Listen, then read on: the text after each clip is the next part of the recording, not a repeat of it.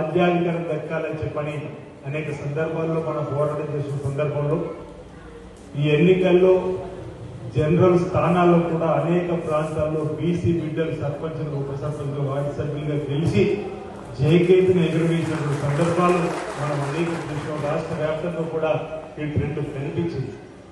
అంటే బీసీ బిడ్డలలో కూడా రాజకీయ చైతన్యం పెరిగింది అనడానికి నిదర్శనం ఈ ఎన్నిక, సర్పంచ్ ఎన్నిక. ఈ సర్పంచ్ ఎన్నికల్లో కూడా మనమంతా కూడా గెలుపొందిన తీర్పులు చూస్తూ నాకు బాగా గుర్తు 1995 జిల్లా పరిషత్ మెంబర్ గెలిచింది కూడా జనరల్ స్థానంలో. ఆ రోజు జిల్లా పరిషత్ ఎంపీ కాబట్టి జిల్లా పరిషత్ ఫ్లోర్ లీడర్ కూడా పనిచేసే సందర్భం చెందుతాం. జనరల్లో నేను జిల్లా పరిషత్ సభ్యుడిగా గెలుపొందినటువంటి సందర్భాలు కూడా గుర్తు చేస్తూ ఈరోజు స్థానిక సంస్థల్లో ఎంపిక కావడం అంటే అంత సులువు కాదు. గ్రామాల్లో ఉన్నటువంటి ప్రతి గడపకు సంబంధించిన కుటుంబం ప్రేమ, అభిమానం, అనురాగం చూరుకున్న వాళ్ళే వార్డు సభ్యులుగా ఈరోజు సర్పంచ్గా గెలవడానికి అవకాశం ఉంటుంది. అలాంటి చక్కటి బదులు గెలుపొందిన మీకు నా వైపు నుంచి ప్రత్యేకంగా అర్థంగా అందజేస్తా ఉన్నాను. ఎమ్మెల్యేగా, ఎంపీగా గెలవడం పార్టీ బలం కూడా తోడైన వేళ, కానీ ఇక్కడ మాత్రం మీ వ్యక్తిగత బలం, మీతో ఉన్నటువంటి స్నేహితులు, కుల బలంతో కూడా కొన్ని సందర్భాల్లో ఇతర కులాల ప్రేమతో గెలిచిన సందర్భాలు కాబట్టి సరే ఈరోజు బయట గెలిచిన తర్వాత కులంలో ఈరోజు మనకు సన్మానం చేస్తూ మా బిడ్డగా చెప్పి ప్రోత్సహిస్తున్నారు. కులం ఒక బలం, బలగం, అందులో ఏమాత్రం కూడా అనుమానం లేదు. కులం ఒక బలం, ఒక బలగం, అందులో ఏమాత్రం అనుమానం లేదు. కానీ మనం ప్రజా జీవితంలో ముందుకు పోయే వాళ్ళం మన కులం యొక్క బలం, బలగాన్ని, ప్రేమను చూరగొంటూనే గ్రామాలు ఇతర కులాల ప్రేమను చూరగొంటేనే రాజకీయంగా మనం ఉన్నతమైన స్థానానికి ఎదగలుగుతుంది తప్ప నాకేంటి బలం ఉందనుకుంటే మాత్రం అక్కడే ఆగిపోయే ప్రమాదం కూడా ఉంటుంది. కాబట్టి మనం ఒక సంఘటిత శక్తిగా ఉంటూనే ఎదుగుతూనే ఇతరులకు మార్గదర్శకంగా ఉంటూ ఇతర కులాల్లో ఉన్నటువంటి వారి యొక్క ప్రేమను చూరుకుంటూ అక్కడ ఉన్నటువంటి పేదలకు కూడా సేవ చేస్తూ ముందుకు పోతుంటే తప్పనిసరిగా మనకంటూ ఒక అవకాశం వస్తుందనడానికి నిదర్శనం బీసీ బిడ్డగా మేము కూడా కళ్ళ ముందు ఉన్నటువంటి నేనైనా మాట గురించి అందరికీ చెప్పే ప్రయత్నం చేస్తుంది. స్వతహాగా రాజకీయ బ్యాక్గ్రౌండ్ కూడా కుటుంబం నుంచి వచ్చినామని కాదు. నేను కూడా మీలాగా ముందుగా ఎంపీటీసీ సభ్యుడిగా ఎంపికైనా, జడ్పీటీసీగా ఎంపికైనా, ఎంపీగా ఎంపికైనా, ఒక మారు మా భార్య జిల్లా పరిషత్ సభ్యురాలు కూడా పనిచేసినటువంటిది. అతను టెంపుల్ చైర్మన్ గా 4 సార్లు ఎమ్మెల్యేకి వచ్చినందుకు ఇబ్బంది అయింది. ఇప్పుడు నన్ను అది ఆదర్శంగా తీసుకోవడానికి ప్రయత్నం చేస్తున్న భూష్ గారు మాట్లాడడం జరిగింది. 4 సార్లు ఇబ్బంది అయినా ప్రజలను విడిచిపెట్టలేదు, ప్రాంతాన్ని విడిచిపెట్టి ప్రజల కష్ట సుఖాల్లో పాలు పంచుకుంటూ మన బీసీలో ఒక చైతన్యం వచ్చింది. అది ఇప్పుడు కాబట్టి ఇంకెప్పుడు మన బిడ్డని గెలిపించుకుందాం. మీ అందరూ ఏకతాటి మీద కలిస్తే 2023లో ఎమ్మెల్యేగా ఈ ప్రాంతంలో ఏమో మనం చట్టసభలో సభ్యుడు మన వాళ్ళు అయితే పరిపాలన వెళ్ళే రైతుల రుణమాఫీ కూడా 2 లక్షల లోపు అనుకున్నాం. సన్నకారు, చిన్నకారు రైతు ఎకరాలు, 2 ఎకరాలు, 3 ఎకరాలు, 4 ఎకరాలు, 5 ఎకరాలు ఉన్నటువంటి రైతులకు కులానికి ఎవరైనా వ్యవసాయం చేసుకున్న రైతులు మన ముద్రాకి బిడ్డలు కూడా 5 మంది వ్యవసాయం చేసుకొని జీవిస్తారు. అలాంటి వారికి రుణమాఫీ అయింది. కొత్తగా రుణాన్ని కూడా పొందిన సందర్భం అంటే పేదలకు ఉపయోగపడే కార్యక్రమాలు అన్ని కూడా అమలైనవి. భవిష్యత్తులో పెన్షన్ కూడా కొత్తగా ఇచ్చుకునేది, పెంచుకునేటువంటి కార్యక్రమం కూడా ఈ ప్రభుత్వం ప్రారంభం చేస్తుంది అనే మాట కూడా చెప్తూ స్థానిక సంస్థల్లో మీరు బలోపేతం కావడానికి కోసం చేసేటువంటి ప్రయత్నాలు ప్రభుత్వం తరఫున కూడా తీసుకోండి. ఈ జిల్లాలో మీకు అందుబాటులో 1000 మౌలు నా ఫోన్ మీ అందరి దగ్గర ఉండే ఉంటుంది.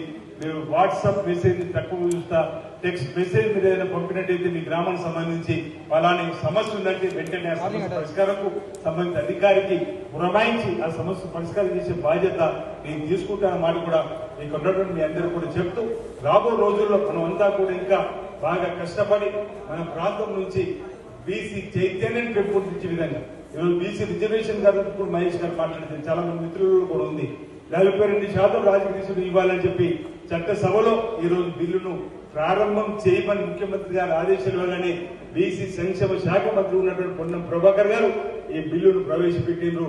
ఈ చట్టం రూపొందించే క్రమంలో ఆ బిల్లును బలపరిచే అవకాశం ఈ జిల్లా బిడ్డగా, మీ బిడ్డగా నాకు అవకాశం వచ్చింది. ఆ చట్టసభలో ఆ ఆ బిల్లును ఈరోజు మనం బలపరిచి ఆమోదింపు చేసే విధంగా 2 చట్టాలు చేసుకున్నాం, రాజకీయ పరంగా, విద్య ఉద్యోగ పరంగా కూడా. కానీ ఈరోజు ఆ బిల్లులు ఎక్కడ ఆగిందో మీ అందరికీ తెలుసు. ఢిల్లీలో ఈరోజు ఆగినట్టు సందర్భం. ఆశిద్దాం ఈరోజు ఆ ప్రభుత్వం మనకి ఇస్తాని, లేదంటే మరో 3 ఏళ్లలో తప్పనిసరిగా మన ప్రభుత్వం రాగానే తీసుకోవద్దని చెప్పించిన మాట ప్రకారం కట్టుబడి ఉందామని మాట ఈ సందర్భం చెప్తూ పోరాటం చేస్తాం. తప్పనిసరిగా 42% ఏదైతే బీసీలకు డిజిటల్ కోసం ఉందో అందులో ఎక్కడ కూడా వెనుకకు వేసేటువంటి సందర్భం లేదన్నమాట. ఈ సందర్భంగా ఇక్కడ ఉన్నటువంటి అందరూ కూడా తెలియజేస్తూ మరోసారి మరి ఇక్కడ ఇంతకుముందే మాకు సంఘానికి సంబంధించిన స్థలం కావాలని చెప్పని ఏదైతే అన్ని సత్రాలకు స్థలం ఉంది మాకు లేదంటున్నాడు. వేమరాడ దగ్గర పరిసరాలు ఎక్కడ స్థలం లేదని ఇప్పటికే 2-3 మార్లు రాము గారికి చెప్పడం జరిగింది. మళ్ళీ ఒకసారి కూర్చుందాం, చర్చిద్దాం. వేరే చుట్టుపక్కల ఎక్కడ స్థలం ఉన్నా మీకు ఏదైతే 5 గుంటల స్థలం కావాలంటున్నారో ఏదన్నా అన్న భవనానికి తప్పనిసరిగా అక్కడ ఎంత ఇంకెంతంటే ఇబ్బంది ఏం లేదు. దీని అతను 5 గుంటల స్థలం అంటే దగ్గరలో ఉంటే నాకు తెలిసిన అడిగేది వేమరాడ దగ్గరలో ఎక్కడా లేదు. ఉన్నదంతా కూడా ఇప్పుడు ఇంతమంది ఉన్నట్టు కెమెరా వాళ్ళని చెప్తే బాగుండదు. గత ప్రభుత్వాలు ఏం చేసినాయని అయినా నేను ప్రయత్నం చేస్తున్నా, తీసుకురావడానికి ప్రయత్నం చేస్తున్నా. ఈరోజు బీసీ భవన్, అంబేద్కర్ భవన్ రకరకాలకు సంబంధించినటువంటి కూడా నా ఆలోచనతోటి నిధులు తీసుకురావడం కోసం ప్రయత్నం చేస్తా ఉన్నా. చూద్దాం, ఆశిద్దాం. మీరు ఏది కోరుకున్నదో ఈ మీటింగ్ తర్వాత పార్లమెంట్ అసెంబ్లీ అయిపోయినా ఒకసారి కలిస్తే నా ఆలోచన మీకు చెప్తే ఎక్కడెక్కడ లేవు దాని ప్రకారం ఇచ్చేటువంటి ప్రయత్నం చేసి మంచిదే. రాజనాలయానికి వచ్చేటువంటి భక్తులకు, మా బిడ్డలకు మేము కూడా అన్నసత్రం ప్రారంభం చేసుకుంటూ మాకు స్థలం కావాలంటే స్థలం ఇప్పించడానికి నాకు ఇబ్బంది లేదు. మీరు అందరూ కలిసి కనుక మంచి భవనాన్ని నిర్మాణం చేసుకునే క్రమంలో ముందుకు వచ్చి నిర్మాణం చేసుకునే విధంగా మీరు ముందుకు రావాలని చెప్పి సందర్భంగా నేను తెలియజేస్తూ మరోసారి గౌరవ సర్పంచులకు, ఉప సర్పంచులకు, వార్డు సభ్యులకు నా వైపు నుంచి ప్రత్యేకమైనటువంటి శుభాకాంక్షలు తెలియజేస్తున్నా. మీకు వచ్చిన అవకాశం చక్కగా సద్వినియోగం చేసుకోండి. 10 మందికి ఉపయోగపడే విధంగా ఉండండి. ఒక సామెత ఉంది, నోరు మంచిదైతే ఆ విధంగా నేనైతే నోరు మంచిది ఊరు మంచిది సామెతను పట్టుకొని ప్రజల నుండి నేను ఈ స్థాయికి వచ్చాను. ఇంతకు చెప్పి నాకు బ్యాక్ ఎండ్ ఉంది రాజకీయం. నన్ను ఎవరో లాగడానికి ప్రయత్నం చేస్తారు.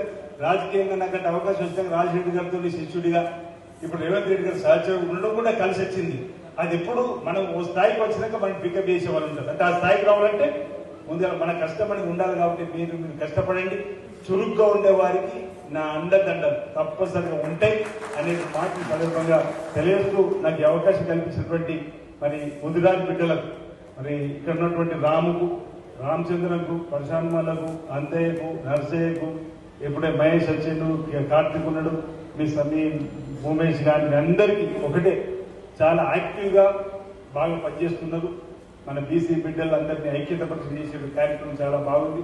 భవిష్యత్తులో ఇదే విధంగా ఇలాంటి విధానాలను అవలంబిస్తూ మనం ముందుకు పోయి బీసీ బిడ్డలు చైతన్యవరం చేస్తూ రాబో రోజుల్లో ఇంకా మరిన్ని రాజకీయ పదవులు దక్కడానికి కోసం వచ్చే ఎన్నికల్లో కూడా మీ సహకారం మీ గ్రామాల్లో ఇచ్చే విధంగా, ఇక్కడ మేము స్థాయిలో ఉన్నప్పుడు ఇద్దరు మీ వల్ల పోటీ చేస్తే మేము చెప్పరాదు. నేను చెప్పడానికి local to global news at your fingertips. మీ చేతిలో ఒక ఆయుధం. Download R TV app.